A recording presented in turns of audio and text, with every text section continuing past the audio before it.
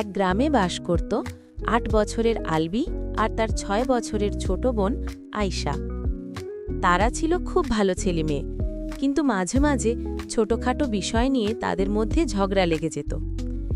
একদিন বিকেলবেলা মা তাদের হাতে ১০ টাকা দিয়ে বললেন, পাশের দোকান থেকে একটা পাউরুটি নিয়ে এসো তো। আয়শা আর আলবি খুশি মনে দোকানের দিকে রওনা দিল।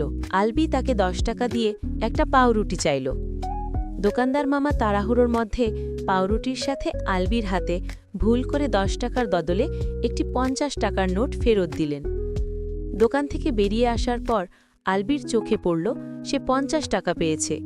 সে খুশিতে লাফিয়ে উঠে আয়শাকে বলল, দেখ আয়শা, আমরা কত টাকা পেয়েছি, চলো এই টাকা দিয়ে আমরা অনেক চকলেট আর খেলনা কিনব। আয়শা বড় ভাইয়ের কথা শুনে প্রথমে খুশি হলেও পরক্ষণেই তার মুখটা মলিন হয়ে গেল। সে আলবিকে বলল, কিন্তু দাদা, এটা তো ঠিক না, দোকানদার মামা তো ভুল করে টাকাটা দিয়েছেন, আমাদের উচিত টাকাটা ফেরত দিয়ে আসা। আলবি বোনের কথা মানতে চাইল না। সে বলল, তিনি ভুল করেছেন, এতে আমাদের কি দোষ, আমরা তো চাইনি।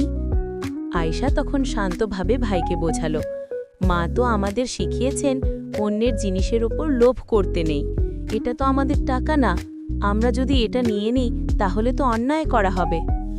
ছোট বোনের কথাগুলো আলবির মনে ধরল। তার নিজের ভুলটা সে বুঝতে পারল। সে লজ্জিত হয়ে বলল, তুই ঠিকই বলেছিস আয়শা, চল আমরা এখনই টাকাটা ফেরত দিয়ে আসি। দুজনে আবার দোকানে ফিরে গেল এবং দোকানদারকে অতিরিক্ত ৪০ টাকা ফেরত দিল। দোকানদার মামা তাদের সততা দেখে খুব খুশি হলেন।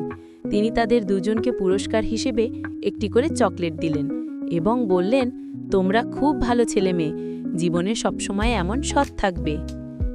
চকলেট হাতে বাড়ি ফেরার পথে আয়শা আর আলবি খুব আনন্দ পাচ্ছিল। তারা বুঝতে পেরেছিল অসৎভাবে বেশি কিছু পাওয়ার চেয়ে সৎ থেকে অল্প কিছু পাওয়ার আনন্দ অনেক বেশি।